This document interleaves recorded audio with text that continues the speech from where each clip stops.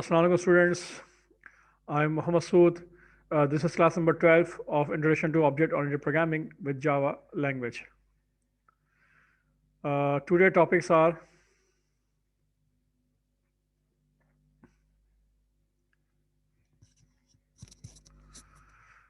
control structure of program. इसके अंदर number 1 decision making और कंडीशन, नंबर 2 लूप और आइटरेशन. अच्छा, इसमें हम जो लास्ट टाइम हमने डिसीजन मेकिंग और कंडीशन को हमने स्टार्ट किया था और इस टॉपिक को हम पढ़ रहे थे कि किस तरह से हम अपने प्रोग्राम के अंदर कंडीशन लगाते हैं या डिसीजन मेकिंग हम बनाते हैं. और इसमें अंदर हमने बहुत सारी कंडीशंस को देखा था. थोड़ा सा देख लेते हैं. जैसे कि आप जानते हैं कि इसके अंदर हमने जावा लैंग्वेज जो है हैंडल्स करता है decision making bye supporting the following statement. तो ये 5 स्टेटमेंट थी जो हमने बताई थी कि नंबर 1 इफ़ स्टेटमेंट है, नंबर 2 इफ़ एल्स स्टेटमेंट है, नंबर 3 है इफ़ एल्स इफ़ और else statement, number 4 switch case default statement और नंबर 5 है कंडीशनल ऑपरेटर. तो इन 5 तरीक़ों से हम जो है अपने प्रोग्राम के अंदर कंडीशन अप्लाई कर सकते हैं या डिसीजन मेकिंग का प्रोग्राम बना सकते हैं. तो इसमें से हमने नंबर 1 जो है इफ़ स्टेटमेंट, इसको हमने तफसील से देख लिया था कि किस तरह से हम जो है कंडीशन लगाते हैं और इसकी हमने एग्जाम्पल भी बाकायदा डेमोस्ट्रेट करके देख ली थी. आज हम इफ़ और एल्स स्टेटमेंट को डिस्कस करेंगे कि इफ़ और एल्स स्टेटमेंट बेसिकली किस तरह से अप्लाई करते हैं. याद रखिएगा, सिंपल इफ़ के अंदर हमने जो लास्ट में पढ़ा था उसमें होता यह है कि कंडीशन अगर ट्रू होती है तो उसके बाद की जो स्टेटमेंट है उसको वो एग्जीक्यूट करता है या नहीं करता. बस सिर्फ इतना हमने देखा था. लेकिन अगर कभी ऐसा हो जाए कि आपके पास टू वे हो या टू स्टेटमेंट हो और आपसे कहा जाए कि ये अगर कंडीशन ट्रू हो तो ये काम करना है, अदरवाइज ये काम करना है. क्लियर? तो यानी कि आपके 2 रास्ते हों, दोनों में से कोई एक चूज करना हो डिपेंड ऑन कंडीशन. तो उसके लिए हम क्या करते हैं, फिर सेकंड जो टाइप की स्टेटमेंट है यानी इफ और एल्स स्टेटमेंट, इसको इस्तेमाल करते हैं. क्लियर? तो आज हम जो है इफ और एल्स स्टेटमेंट को डिस्कस करेंगे और हम बताएंगे कि किस तरह से कंडीशन लगाई जा सकती है कि जब आपके पास 2 स्टेटमेंट हो, 2 आपने कोई काम करने हो और डिपेंड करता हो उनमें से कोई एक इसमें से कंडीशन के ऊपर कि अगर उनमें से एक काम करना है और एक काम नहीं करना डिपेंड ऑन कंडीशन, तो वो किस तरह से किया जाएगा. तो इसके लिए अब आप ये काम करें कि सबसे पहले तो आप जैसा कि मैं बता चुका हूँ कि मैंने इस चैप्टर का जो है प्री डॉक्यूमेंट जो है वो मैंने अपलोड कर दिया अपने साइट के ऊपर. तो वहाँ से आपने करना क्या है, मेरी साइट पे जाना है sirmasud.com और यहाँ से आप ऊब विद जावा के लिंक पे जाएंगे और यहाँ से आप चैप्टर नंबर 6 यानी कि डिसीजन मेकिंग इन जावा, इसकी फ़ाइल को आप व्यू फाइल कर सकते हैं, उसको आप डाउनलोड भी कर सकते हैं. तो इसके अंदर हमने जो है फर्स्ट स्टेटमेंट को हम डिस्कस कर चुके थे. आज हमने करना है सेकंड का कॉन्सेप्ट है वो है इफ़ और एल्स इफ. ठीक है? तो ये है इफ़ और एल्स स्टेटमेंट. इसका कॉन्सेप्ट क्या है? दिस फीचर या this statement permits the programmer to write a single comparison and then execute one of the two statements depending upon whether the test expression is true or false. The general form of the if else statement is. याद रखिएगा, इसका काम क्या होता है कि मैंने जैसे बता चुका हूँ कि आपके पास 2 यानी कि आपके पास रास्ते हैं या 2 स्टेटमेंट हैं. उनमें से आपने कोई एक स्टेटमेंट जो है एग्जीक्यूट करनी है डिपेंड ऑन कंडीशन. तो उसके लिए क्या करोगे, आप इफ और एल्स स्टेटमेंट को अप्लाई करेंगे. यहाँ पे इसका सेंटेंस देख लीजिए. पहले आप सिंपल आप इफ लिखेंगे, राउंड ब्रैकेट में कोई भी आप लॉजिकल एक्सप्रेशन लिखेंगे. क्लियर? और इस ब्रैकेट को क्लोज करने के बाद जो स्टेटमेंट नीचे लिखी जाएगी स्टेटमेंट नंबर 1, ये जो स्टेटमेंट नंबर 1 है, याद रखिएगा ये उस वक्त एग्जीक्यूट होगी जब ये एक्सप्रेशन क्या होगी, ट्रू होगी. और अगर ये फॉल्स हो जाती है तो फिर जो स्टेटमेंट नंबर 2 है वो एग्जीक्यूट होगी. तो याद रखिएगा, अब यहाँ पर 2 स्टेटमेंट है, उन दोनों में से कोई एक स्टेटमेंट का एग्जीक्यूट होना है और वो डिपेंड करना है एक्सप्रेशन इस एक्सप्रेशन के ऊपर कि ये ट्रू है या फॉल्स है. ठीक है? एल्स का मतलब होता है, इफ का मतलब है अगर अगर ये है देन तब स्टेटमेंट नंबर 1 एग्जीक्यूट करो, अदरवाइज अदरवाइज यानी एल्स बस सूरत दीगर तब क्या करो, स्टेटमेंट नंबर 2 को एग्जीक्यूट करो. इसका जो फ्लो चार्ट है या फ्लो ऑफ कंट्रोल आपने देखना है लॉजिकली, वो आप देख लीजिए कि ये देख लीजिए, ये जो वो एरिया है जो आपने इस एरिया को, ये कंडीशन का एरिया हो गया आपके पास. अब यहाँ नोट कीजिए, अगर ये कंडीशन ट्रू होती है, यानी इफ की एक्सप्रेशन ये है, तो देन अगर ट्रू है तो क्या होगा, बॉडी इफ के अंदर आएगा। ओके, और अगर कंडीशन ट्रू नहीं है, फॉल्स है, तो फिर बॉडी ऑफ एल्स में आएगा। क्लियर? यानी कि ये दो जो काम आपको यहाँ दिए गए हैं, या तो उसने बॉडी ऑफ इफ के अंदर आना है या बॉडी ऑफ एल्स के अंदर आना है। क्लियर? और उसके बाद कंट्रोल जो है वो बाहर आ जाएगा, और उसके बाद जो भी प्रोग्राम होगा, जो भी स्टेटमेंट होगी, उसको वो एग्जीक्यूट करेगा। क्लियर? तो ये इसका क्या है, फ्लो ऑफ प्रोग्राम्स है। दो रास्ते हैं, एक बॉडी ऑफ इफ है और एक बॉडी ऑफ एल्स है। इन दो जगह पे अलग अलग स्टेटमेंट है जो कि वर्क करेंगी डिपेंड ऑन इस कंडीशन के ऊपर, जो कंडीशन आप यहां पर लगाओगे। ओके जनाब, तो इसको हम साथ समझते हैं कि इसकी एग्जाम्पल देखते हैं कि इसकी एग्जाम्पल क्या है हमारे पास।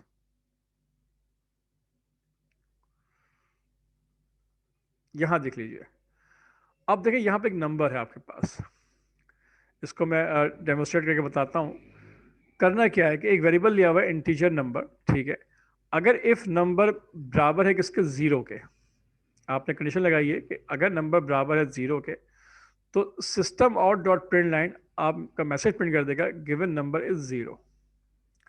और अगर ये वैल्यू जीरो के बराबर नहीं होगी, कुछ और होगी, तो यहाँ पे लिखा हुआ आ जाएगा given number is not zero. Clear? या आपको याद होगा लास्ट टाइम मैंने प्रोग्राम बनाया था, तो अगर आप कोई नंबर दिया करते थे, कोई भी यानी कि पॉजिटिव नंबर देते थे, तो आपका आउटपुट आता था कि दिस नंबर इज पॉजिटिव। लेकिन अगर कोई नेगेटिव नंबर दिया करते थे, तो आउटपुट कुछ भी नहीं आता था। क्लियर? तो क्योंकि वहां पे आपने दो कंडीशन, आपने वहां पे से एक ही कंडीशन थी कि अगर पॉजिटिव होगा तो उसका आउटपुट डिस्प्ले करेगा, अदरवाइज कुछ भी डिस्प्ले नहीं करेगा। लेकिन अब हम चाहें तो इस कंडीशन की मदद से हम ये भी प्रिंट कर सकते हैं कि अगर पॉजिटिव है तो लिखा हुआ जाए पॉजिटिव नंबर, और अगर नेगेटिव है तो लिखा हुआ जाए नेगेटिव नंबर। क्लियर? तो इस प्रोग्राम को जरा डेमोस्ट्रेट करके देखते हैं कि इस प्रोग्राम को किस तरह से इसको एग्जीक्यूट करते हैं, और उसका जो बाकायदा इसकी जो एग्जाम्पल है उसको बाकायदा डेमोस्ट्रेट करके देखा जा सके प्रोग्राम कैसे बनाते हैं। तो आइए पहले हम अपने नेट बिन के आईडी एनवायरनमेंट में आ जाइए, और यहाँ पर आप फाइल में जाइए, न्यू प्रोजेक्ट ओपन कीजिए और नेक्स्ट कीजिए, और यहाँ पर फाइल जो प्रोजेक्ट है उसका नाम लिख दीजिए कंडीशन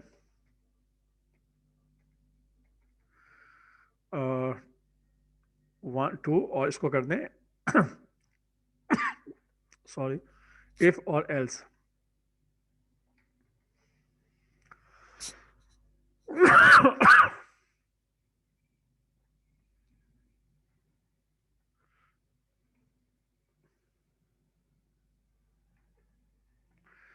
इफ और एल्स, ठीक है जनाब, फिनिश कर दीजिए।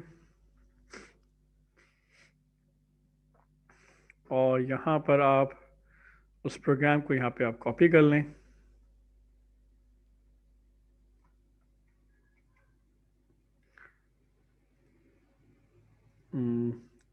कोड में जाइए, इस एग्जाम्पल को यहाँ से उसका ब्लॉक बनाइए, कंट्रोल सी से कॉपी कीजिए और इसे यहाँ पर पेस्ट कर लें।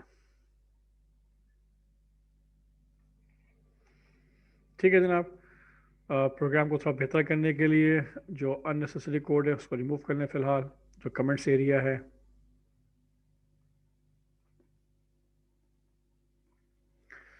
और ब्रैकेट को तरतीब में ले आइए बाहर, जो मेरी प्रैक्टिस है कि क्लास के ये कर्ली ब्रैकेट हो गए, ओपनिंग ब्रैकेट और क्लोजिंग ब्रैकेट, ठीक है।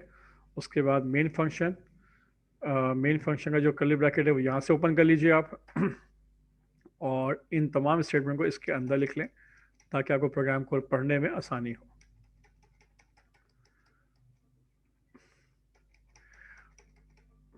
अच्छा, प्रोग्राम को लिखने का भी बाकायदा एक तरीका होता है कि याद रखिएगा, प्रोग्राम जब भी लिखा जाए तो उसको एक तरतीब में लिखा जाए। मिसाल के तौर पर ये आपने एक जो वेरिएबल आपने डिक्लेयर किया नंबर 0, बिल्कुल ठीक है। उसके बाद आपने लाइन गैप दे दें, बेहतर है प्रोग्राम को ताकि रीड करने में आपको आसानी हो। अब यहाँ पे अपने कंडीशन लगाइए इफ अगर नंबर 0 है तो प्रिंट कर दो गिवन नंबर इज 0, और अगर ऐसा नहीं है, एल्स है, तो प्रिंट कर दो गिवन नंबर इज नॉट 0। तो ये आपने प्रोग्राम लिखा हुआ है। अब इसका प्रोग्राम को जरा चला के देखते हैं, सिंपल रन कीजिए आप। तो इसका जो आउटपुट आना चाहिए वो क्या आना चाहिए, गिवन नंबर इज जीरो आना चाहिए। क्योंकि आपने नंबर के अंदर जीरो स्टोर किया हुआ है। रन कीजिए, देख लीजिए आपके आउटपुट के अंदर क्या आ रहा है आपके पास। ये देख लीजिए आउटपुट, आपके पास आउटपुट में आ रहा है कि given number is zero. Program को दोबारा रन कीजिए आप, और अब सॉरी वैल्यू चेंज कर दीजिए। पहले आप वैल्यू यहाँ पे कर दीजिए, आप टू कर दें। अब जो वैल्यू नंबर के अंदर जो वैल्यू है वो टू है, और अब प्रोग्राम को जब रन करके देखते हैं तो अब इसका आउटपुट क्या आ रहा है, given number is not zero. अच्छा, प्रोग्राम को बेहतर करने के लिए आप ऐसा कर लें कि जो नंबर आप वैल्यू असाइन कर रहे हो इसको इनपुट ले लिया करें। इनपुट लेने से ज़्यादा प्रोग्राम बेहतर अच्छा हो जाता है, ताकि आप प्रोग्राम जब रन करते हैं तो आपसे वो इनपुट लेता है, उसकी बुनियाद पर वो आपको आउटपुट दे रहा होता है। तो यहाँ पर जो आपने वैल्यू असाइन की है इसको ख़त्म कर दें, और जैसे कि आप जानते हैं स्कैनर की क्लास इसमें इंक्लूड कर लीजिए। ऑब्जेक्ट क्रिएट कीजिए इनपुट का एक, इक्वल टू न्यू स्कैनर, ये जो आपका कंस्ट्रक्टर है, और इसके अंदर सिस्टम इन की जो क्लास है उसको उसका वो पैरामीटर पास कर दीजिए।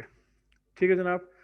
अच्छा, अब ये चूंकि स्कैनर की क्लास यहाँ पर अभी काम नहीं करे, क्योंकि इसकी वजह ये है कि आपने इसकी जो क्लास है वो आपने इंपोर्ट करनी है, इसका जो पैकेज है। तो क्या करोगे आप, कंट्रोल स्पेस बार कीजिए और जावा यूटिलिटी की फ़ाइल को जो है इसमें इंपोर्ट कर लीजिए। देखें ये फाइल आपकी इंपोर्ट हो गई है, और ये जो एरर है वो दूर हो गया है।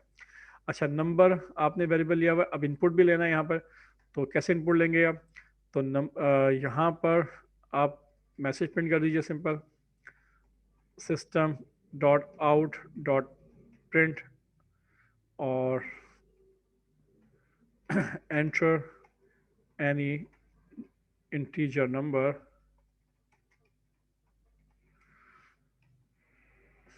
ओके। और नंबर के अंदर आपने वैल्यू इनपुट लेनी है, तो नंबर इक्वल टू जो ऑब्जेक्ट था वो इनपुट डॉट नेक्स्ट इंटीजर, ये मेथड है इंटीजर वैल्यू इनपुट लेने के लिए। और उसके बाद यहाँ चेक कंडीशन लगाना है कि इफ़ अगर नंबर ज़ीरो है तो लिखा हुआ जाए given number is zero, otherwise लिखा हुआ जाए given number is not zero. तो प्रोग्राम को रन कीजिए। अब आप देख लीजिए प्रोग्राम का जब आउटपुट यहाँ पे आएगा उसको ज़रा गौर से देखिएगा आप, कि अब जो आउटपुट में आपसे वैल्यू इनपुट ले रहा है यहाँ पे गौर से देखें कि मैंने यहाँ पे क्या किया, अब वैल्यू इनपुट कर रहा हूँ फॉर एग्जांपल 8। तो चूंकि 8 जो है वो ज़ीरो नहीं है, तो आउटपुट क्या लिखा हुआ आ रहा है, given number is not zero. Okay, program को दोबारा रन कीजिए आप। अब आप जो आउटपुट वैल्यू देंगे वो ज़ीरो दे दीजिए आप, और जब आप एंटर करोगे अब लिखा हुआ आएगा given number is zero. Clear. इसी प्रोग्राम को थोड़ा चेंज कर लेते हैं, जो हमने लास्ट एग्जाम्पल बनाई थी कि यूआर नंबर इज़ पॉजिटिव और नेगेटिव। तो आपने सिंपल करना क्या है, enter N integer number for find positive और नेगेटिव। ये आपने मैसेज लिख दिया यूज़र के लिए, ताकि यूज़र से फ्रेंडली हो जाए, और प्रोग्राम में जब वो डेटा इनपुट कर रहा हो तो समझ जाएगा प्रोग्राम का मकसद क्या है। और बाकी सब कुछ आपने ऐसे ही रख दिया, सिर्फ मैसेज चेंज कर लें। आप यहाँ लिख दें गिवन नंबर इज़, यहाँ पे लिख दीजिए पॉजिटिव, और यहाँ लिख दीजिए given number is negative. Okay जनाब। अब आप प्रोग्राम को दोबारा से एग्जीक्यूट करके देखें कि अब प्रोग्राम का थोड़ा सा मैसेज मैंने चेंज कर दिया है। रन कीजिए। अब आपका यूज़र इंटरफेस जो है वो ये कह रहा है आपसे कि यहाँ पे देख लीजिए आउटपुट के अंदर, यहाँ पे आपने इनपुट दिया सपोज करें -9। जैसे आप एंटर करोगे लिखा हुआ आ रहा है given number is negative. Okay, program को अगेन रन कीजिए, और अब के नंबर दे दीजिए सपोज करें सिंपल 9। क्लियर, एंटर कीजिए। अब आउटपुट आ रहा है गिवन नंबर इज़ नेगेटिव।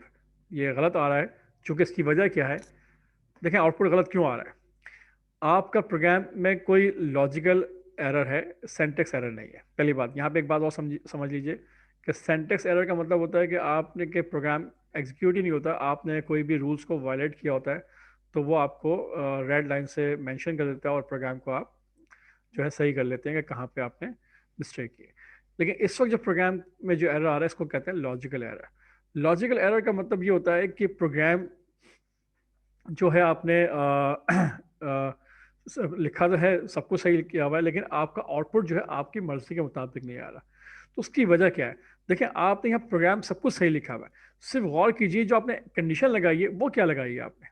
क्या ये कंडीशन सही है कि नंबर अगर बराबर है जीरो के तो लिखा हुआ है गिवन नंबर इज पॉजिटिव, और अगर ऐसा नहीं है तो लिखा हुआ है गिवन नंबर इज नेगेटिव? क्या ये बात सही है? गलत है। इसकी वजह है कि यहाँ पे आपने कंडीशन ही गलत लगाई है। अगर आपको इस अकॉर्डिंग टू प्रोग्राम आपने कंडीशन लगानी है कि आपने ये फाइंड आउट करना है कि आपने का दिया हुआ नंबर जो है वो पॉजिटिव है या नेगेटिव है, तो उसके लिए आपको कंडीशन दूसरी तरह की लगानी पड़ेगी। वो क्या लगानी पड़ेगी? वो आपको कहना पड़ेगा कि number greater than zero.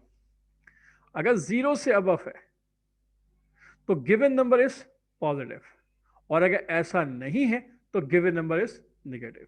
Clear? तो आपको अपनी एक्सप्रेशन या कंडीशन सही लगानी पड़ेगी। यानी इससे पहले जो प्रोग्राम आपने बनाया था वो लॉजिकली गलत बनाया था अकॉर्डिंग टू प्रोग्रामिंग ऑब्जेक्ट के। प्रोग्राम का मकसद ये था कि आपने ये पॉजिटिव और नेगेटिव नंबर चेक करना है। तो उसके लिए जो एक्सप्रेशन लगाएंगे, लॉजिकल एक्सप्रेशन, वो इस तरह की लगाएंगे कि नंबर ग्रेटर देन जीरो है, then given number is positive, otherwise given number is negative. Okay, अब प्रोग्राम को चला के देखें, अब प्रोग्राम बिल्कुल सही चलेगा। ठीक है, रन किया आपने प्रोग्राम, आपने यहाँ पे दिया सिंपल 9, एंटर कीजिए, देखें आउटपुट क्या आ रहा है, given number is positive. Okay, program बिल्कुल ओके सही चला है। आपने प्रोग्राम को अगेन रन कीजिए और अब नंबर दे दीजिए -9, एंटर कीजिए, आउटपुट क्या आ रहा है, गिवन नंबर इज नेगेटिव। तो प्रोग्राम आपका बिल्कुल ओके है। तो याद रखिएगा कि आज मैंने आपको दो बातें और समझा दी कि प्रोग्राम दो तरह के उस प्रोग्राम के अंदर दो तरह के एरर होते हैं, एक लॉजिकल एरर होता है और एक सेंटेक्स एरर होता है। सेंटेक्स एरर क्या है? मिसाल के तौर पर यह सेंटेक्स एरर है कि आपको प्रिंट की जो कमांड लिखी है वो आपने गलत लिखी है। प्रिंट लाइन की कमांड जो है उसको लिखने का उसका जो स्पेलिंग है वो आपने मिस्टेक कर दिया आपने। ठीक है, और यहीं पर देखा सर रेड लाइन से आपको मेंशन कर दिया कि ये लाइन, ये जो कमांड लिखी है आपने सही नहीं लिखी है। That is called syntax error. इसी तरह से आपने प्रिंट लाइन सही लिखा हुआ है लेकिन यहाँ पर आप ब्रैकेट मिस कर जाते हो, तो फिर देखें उसने रेड लाइन से आपको मेंशन कर दिया। That is called syntax error कि system dot out dot print line को लिखने का ये सही तरीका नहीं है, कोई ना कोई आपने रूल को वायलेट किया है जिसकी वजह से ये रेड लाइन बनी हुई आ रही है। That is called syntax error. Okay, या आपने वेरिएबल आपने डिक्लेयर किया है, नंबर लिया, लेकिन आपने इसकी टाइप डिफाइन नहीं की। तो अब देखें आपके पास यहाँ पे नंबर कह रहा है कि इसको समझ में नहीं आ रहा, ये नंबर जहाँ जहाँ नंबर आपने लिखे ये वेरिएबल यूज़ किया होगा उसको समझ में नहीं आ रहा कि ये है क्या। That is called syntax error. तो आपने यहाँ पर मेंशन करना पड़ेगा कि भाई इसकी टाइप जो है वो इंटीजर है। जैसे ही आपने इस वेरिएबल्स की टाइप को आपने ठीक किया, बाकी जहाँ जहाँ नंबर वेरिएबल लिए हुए थे आपने वो सही हो गया। तो सेंटेक्स एरर और लॉजिकल एरर में यही फर्क होता है। इसी तरह से देख लीजिए लॉजिकल एरर को मैं आपको और समझाता हूँ कि लॉजिकल एरर क्या होगा। आपने प्रोग्राम सब कुछ सही लिखा हुआ है यहाँ पे कर देते हैं नेगेटिव नंबर और यहाँ पे कर देते हैं पॉजिटिव नंबर। फॉर एग्जाम्पल अब देखें प्रोग्राम का आउटपुट क्या आ रहा होगा, रन कीजिए आप यहाँ नंबर दीजिए आप 9, एंटर कीजिए, आउटपुट क्या आ रहा है, गिवन नंबर इज नेगेटिव। हालांकि नंबर तो पॉजिटिव है लेकिन शो क्या कर रहा है, नेगेटिव नंबर। रन कीजिए, अब आप दीजिए -7, एंटर कीजिए, लिखा हुआ है given number is positive. Program तो चल रहा है, सेंटेक्स एरर कोई भी नहीं है, लेकिन लॉजिकल मिस्टेक है, लॉजिकल एरर है कि प्रोग्राम का आउटपुट जो आना चाहिए सही तरीके से वो नहीं आ रहा। इसको कहते हैं क्या है, लॉजिकल एरर। ओके, अब इस प्रोग्राम को सही करना है। फॉर एग्जाम्पल किस तरह सही करते हैं, आप इस तरह से भी कर सकते हैं कि अच्छा मैसेज आपने ऐसे ही लिखा है दिया, सिर्फ चेंज क्या कर दिया आपने, यहाँ पे आपने एक्सप्रेशन चेंज कर दी। आपने कहा कि अगर number less than zero then given number is negative, otherwise given number is positive. देखिए प्रोग्राम में थोड़ा सा चेंज किया है, अब आपका प्रोग्राम बिल्कुल सही है, लेकिन आपके यहाँ पे जो कंडीशन लगाई वो आपने चेंज कर दी है, लेकिन आपका आउटपुट अब बिल्कुल सही आएगा, कोई भी आने की प्रॉब्लम नहीं होगी। आप रन कीजिए, देखें यहाँ पे नंबर दीजिए -6, आउटपुट क्या आ रहा है, given number is negative. Okay, बिल्कुल सही आ रहा है। दोबारा से रन कीजिए प्रोग्राम को, अब के दे दें सिंपल 6, एंटर कीजिए, आउटपुट क्या आ रहा है, given number is positive. Okay जनाब, तो ये बेसिकली एक कॉन्सेप्ट था इफ़ और एल्स का, कि यहाँ पर किस तरह से आपने कंडीशन लगानी है। आपके पास दो रास्ते हैं, दो चॉइसेस हैं, उनमें से कोई एक स्टेटमेंट जो है या एक चॉइस जो है वो एग्जीक्यूट होगी डिपेंड ऑन स्पेसिफिक कंडीशन जो आपने ऊपर कंडीशन लगा रखी होगी। क्लियर? तो कहीं पर आप जो है सिंपल इफ़ की कंडीशन लगा के अपना प्रोग्राम बनाओगे और वहाँ पर वो सिंपल इफ़ ही ज़्यादा सुटेबल होगा। कहीं पर आप जब प्रोग्राम बनाओगे तो वहाँ पे नीड होगी इफ़ और एल्स की, तब जाके आपका प्रोग्राम सही बनेगा। वहाँ पर जो है इफ़ और एल्स की नीड होगी आप। तो ये डिपेंड करता है प्रोग्राम की सिचुएशन के ऊपर, कि प्रोग्राम की सिचुएशन इस वक्त क्या है और किस लिहाज से आपने जो है प्रोग्राम में कंडीशन आपने लगानी है। क्लियर? तो इस तरीके से आप प्रोग्राम को इस प्रोग्राम में आप खुद डिसाइड करोगे कि कहाँ पर मेरा काम सिंपल इफ से हो रहा है, कहाँ पर मेरा काम जो है इफ और एल्स इफ से हो रहा है। ये आपने खुद डिसाइड करना होगा। क्लियर? तो आज हमने इफ और एल्स को भी देखा और इसको भी हमने स्टडी किया कि किस तरह से प्रोग्राम बनाएंगे। अच्छा, इसकी मदद से एक काम ये करते हैं कि हम एक छोटा सा प्रोग्राम बनाते हैं और बल्कि मैं आपको एक एक असाइनमेंट दे रहा हूँ, आप उस असाइनमेंट को ट्राई कीजिएगा। वो असाइनमेंट ये है कि आपने एक छोटी सी मार्कशीट डिज़ाइन करनी है, और मार्कशीट कुछ इस तरह से डिज़ाइन करनी है आपने कि उसमें आपसे वो इनपुट ले your role number, your name, your maths के मार्क्स, योर इंग्लिश के मार्क्स, योर उर्दू के मार्क्स। याद होगा आपने ये काम आपने किया था, और उसमें जो है आपने जो है सब्जेक्ट दिए थे और आपने ऑप्टेंड मार्क्स और परसेंटेज आपने कैलकुलेट की थी, आपने, आपको याद होगा। ठीक है जनाब, यही काम आपने दोबारा करना है। लेकिन अब इसमें ये करना है कि आपने परसेंटेज को चेक करना है कि अगर आपकी परसेंटेज जो बन रही है वो 40 से अबव है तो मैसेज लिखा हुआ आ जाएगा यू आर पास। और अगर 40 से लोअर है, उससे कम है आपकी परसेंटेज, तो लिखा हुआ आ जाए यू आर फेल। सिंपल आपने ये चीज़ें ये डिसाइड करना है कि आपकी परसेंटेज के ऊपर वो रिमार्क्स दे कंप्यूटर ये बता दे कि आप पास हैं या फेल हैं। क्लियर? यानी आपने तीन चीज़ें फाइंड आउट करनी है। मैं आपको यहाँ पे लिख देता हूँ, इस असाइनमेंट को आपने करना है, प्रोग्राम बनाना है आपने। असाइनमेंट ये है,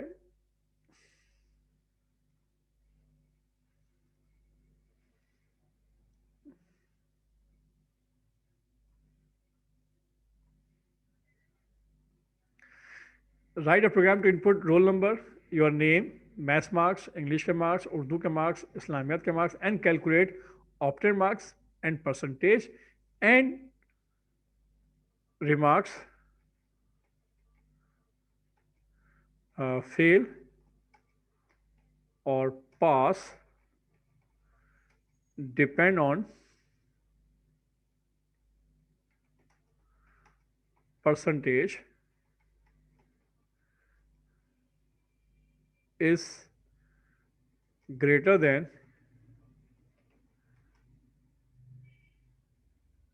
40।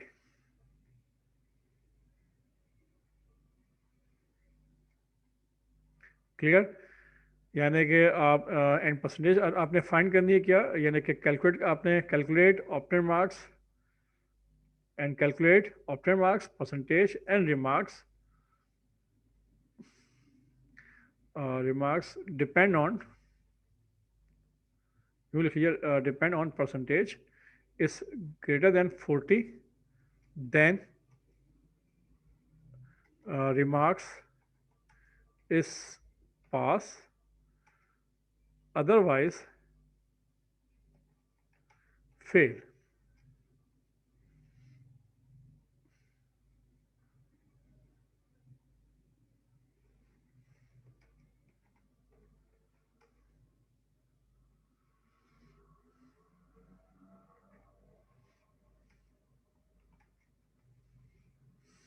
On the end output display करना है on the screen marksheet form. इसी में थोड़ा चेंज कर लेता हूँ मैं। यहाँ पर लिख दीजिए आप इस्लामियात में 99, और यहाँ पर लिख दीजिए आप ये ऑप्टेड मार्क्स आ गए, परसेंटेज आ गए यहाँ पर, और यहीं पर लिखा हुआ आएगा रिमार्क्स, और रिमार्क्स में लिखा होगा यहाँ पर या तो पास लिखा होगा या फिर फेल लिखा होगा। क्लियर? ठीक है, पास अगर है तो कब पास है? जब आपकी परसेंटेज जो है वो 40 से अबव हो।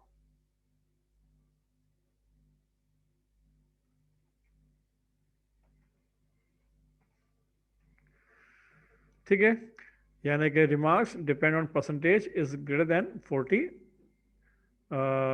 Then remark is pass, otherwise fail, and display output on the screen marksheet form. इस तरह से आपने डिस्प्ले करना है। ये मैंने आपको ऑब्जेक्ट बना के दे दिया है, तो इस ऑब्जेक्ट को आपने जो है इसके मुताबिक आपने प्रोग्राम बनाना है। आप लास्ट टाइम यहाँ से लेकर यहाँ तक का प्रोग्राम तो आप बना ही चुके हैं, पर उसमें आपने एक कंडीशन लगानी है जिसमें रिमार्क्स के अंदर मैसेज डिस्प्ले करना है पास या फेल का। ओके, तो उम्मीद करता हूँ ये प्रोग्राम आप दोबारा बना के दिखाएंगे और इसके अंदर जो है ये रिमार्क्स भी आपने कंडीशन लगा के देखनी है। अब ये आप पे डिपेंड करता है, आप सिंपल कंडीशन से आप ये काम करें, यानी सिंपल इफ से काम कीजिए, या इफ और एल से काम करें। ये मैं देखना चाहता हूँ कि इस काम के लिए आप बेसिकली कौन सी कंडीशन अप्लाई करके ये काम करते हैं। ठीक है जनाब, तो आज फिलहाल इतना ही काफ़ी है। इफ़ और एल्स इफ को थोड़ा सा देख लीजिएगा मज़ीद, और इसकी प्रैक्टिस कीजिएगा, क्योंकि ये जो चैप्टर है थोड़ा सा कॉम्प्लिकेटेड है, क्योंकि इसमें आप कंडीशन लगा रहे होते हैं, कंडीशन देख रहे होते हैं। और याद रखिएगा, कंप्यूटर का जो वजूद है वो इसी इफ़ कंडीशन की वजह से। अगर ये इफ़ की कंडीशन ना होती तो याद रखें कंप्यूटर ही वजूद में नहीं आता। यानी कंप्यूटर जो पूरा काम कर रहा है कंप्लीटली, वो उसके हर एक अमल के पीछे इफ़ की कंडीशन लगी हुई है। यानी आप नोट करें, इस बात को नोट कीजिएगा, मेरा कर्सर इस वक्त यहाँ पर नंबर पर है, गौर से देखिएगा। जैसे ही मैंने डाउन एरो की प्रेस किया, कर्सर नीचे आ गया। तो इसको कैसे पता चला कि मुझे कर्सर को नीचे लेके जाना है? इसके पीछे क्या है? कंडीशन की प्रोग्राम ने लगा रखा है। ये जो आपका टेक्स्ट एडिटर है नोटपैड का, इसके अंदर ये लॉजिक लगा रखी है कि इफ जब आप डाउन एरो की प्रेस करेंगे तो जो कर्सर है वो कहाँ चले जाएगा? वो नीचे की जाने मूव कर जाएगा। जब आप अप एरो की यूज़ करोगे तो कर्सर कहाँ जाएगा? ऊपर आ जाएगा। ठीक है, या आप नॉर्मली अगर जब आप लेफ्ट एरो की प्रेस करेंगे तो कर्सर जो है वो, सॉरी, राइट एरो की यूज़ करेंगे तो कर्सर जो है राइट की जानी मूव करेगा। अगर लेफ्ट एरो की यूज़ करेंगे, प्रेस करेंगे, तो राइट की तरफ ये मूव करेगा। यानी इस पूरे एमएल के पीछे एक एक चीज़ की कंडीशन लगी हुई है कि इफ़ अगर ये की प्रेस है तो ये काम करना है। यानी कि आप देख लीजिए, माउस जब आपने मूव कर रहे हैं, जैसे ही माउस आपका यहाँ पर इस जगह पे जो रेड, आपने जैसे माउस को यहाँ पे लेकर आए तो जो क्रॉस का बटन है वो रेड कलर का हो गया। इसके पीछे भी क्या है? कंडीशन लगी हुई है। जब आपने यहाँ पे क्लिक किया तो ये एप्लीकेशन क्या हो रही है? क्लोज हो जाएगी। तो इसके पीछे भी क्या है? इसके पीछे भी कंडीशन लगी हुई है। और अब इसके ऊपर भी कंडीशन लगी हुई है कि आपने जो जो कुछ भी इस फाइल के अंदर आपने चेंज किया है, क्या सेव करना है या सेव नहीं करना। अगर मैं सेव कर दूंगा तो फाइल सेव होके क्लोज हो जाएगी। अगर मैं डोंट सेव करूंगा तो फाइल जो है सेव हुए बगैर है, विदाउट सेव जो है वो ये एप्लीकेशन क्लोज हो जाएगी। क्लियर? और अगर ये दोनों काम नहीं करने, मुझे सिर्फ कैंसिल करना है, तो कुछ भी नहीं होगा। मैं यही पर इसी एप्लीकेशन के अंदर इसी जगह पर मौजूद रहूँगा। तो इन सब चीज़ों के पीछे क्या है? कंडीशन लगी हुई है। क्लियर? तो कंडीशन अगर ना होती तो याद रखिए कंप्यूटर ही वजूद में नहीं आता। और यही फर्क है आपके सिंपल एक कैलकुलेटर में और कंप्यूटर के अंदर। यानी कंप्यूटर क्या है? एक लॉजिकल कैलकुलेशन मशीन है। Computer is a numerical and logical calculation machine. Even only calculator is a simple numerical calculation machine. याद रखिए, कैलकुलेशन और कंप्यूटर या कंप्यूट या कैलकुलेट, ये दो वर्ड है, दोनों का मतलब एक ही है, यानी कैलकुलेट करने वाली मशीन। कंप्यूट मीन्स ऐसी मशीन जो कंप्यूट करती हो, कैलकुलेट करती हो। फर्क क्या है? फर्क सिर्फ यही है, लॉजिकल कैलकुलेशन का और न्यूमेरिकल कैलकुलेशन का। जो सिंपल जो आपके पास कैलकुलेटर होता है वो सिंपल न्यूमेरिकल कैलकुलेशन मशीन होती है, जिसकी बुनियाद पर उसको कैलकुलेटर कहा जाता है। जबकि कंप्यूटर जो है, अकॉर्डिंग टू वर्ड कंप्यूट, मतलब क्या है? कैलकुलेट करना। देखिए, ऐसी मशीन जिसमें न्यूमेरिकल कैलकुलेशन भी हो रही होती है और साथ में लॉजिकल कैलकुलेशन भी हो रही होती है। यही से आर्टिफिशियल मशीन का कॉन्सेप्ट हमारे माइंड में आता है। एक कंप्यूटर कितने कैसे कैसे काम कर रहा होता है, आप नोट करें कि बड़ी बड़ी मशीनें ऑपरेट कर रहा होता है या इसको रन कर रहा होता है। उन तमाम के पीछे क्या है? प्रोग्रामिंग है। और प्रोग्रामिंग के पीछे क्या है? सब ये इफ़ की कंडीशन लगी हुई है। ये लॉजिकल डिसीजन जो आप दे रहे होते हो, ये असल में उस पूरी मशीन को ऑपरेट कर रहा होता है कि कब मशीन बंद हो जानी है, कब मशीन जो है वो ऑन हो जानी है, किस टाइम पे जो है कोई मशीन जो है वो कोई डिफरेंट काम करना शुरू कर देती है। मशीन कह लीजिए, उससे उन सब के पीछे क्या है, प्रोग्रामिंग का कॉन्सेप्ट है। और प्रोग्रामिंग जो है, याद रखिएगा जब भी आप सॉफ्टवेयर वाइज प्रोग्रामिंग करेंगे तो वहाँ पर याद रखिएगा इन कंडीशंस को बहुत बड़ा इंपॉर्टेंट रोल है, और इसी की बुनियाद पर तमाम लॉजिकल या लॉजिकल प्रोग्रामिंग की जाती है, या हम यूँ कह लीजिए कि आर्टिफिशियल इंटेलिजेंट का जो कॉन्सेप्ट आता है वो यहीं इसी टॉपिक से आप उसको कवर कर पाते हो। तो उम्मीद करता हूँ कि इफ़ की कंडीशन को लगाना सीख लीजिए। अगर आप इफ़ की कंडीशन लगा सकते हैं तो बड़े से बड़े प्रोग्राम बना सकते हैं। क्या वजह है कि आज जो फेसबुक की एप्लीकेशन बनी हुई है, बड़े यानी कि सुपर कंप्यूटर्स काम कर रहे हैं, तो उनके पीछे बेसिकली क्या है, यही फिनोमेना है, यही यानी कि कॉन्सेप्ट है कि कंडीशंस का पीछे एक बहुत बड़ा एक जाल बिछा होता है जिसकी बुनियाद पर सारा काम हो रहा होता है। ठीक है जनाब, तो आज के लिए फ़िलहाल इतना ही टॉप इसी इफ़ और एल्स इफ़ को यहीं पर क्लोज करते हैं। इसके बाद जो बाकी और तीन तरह की कंडीशंस हैं उनको हम नेक्स्ट क्लास में कंटिन्यू करेंगे और उसको हम कंप्लीट करेंगे। ओके जनाब, तब तक के लिए अल्लाह हाफिज़।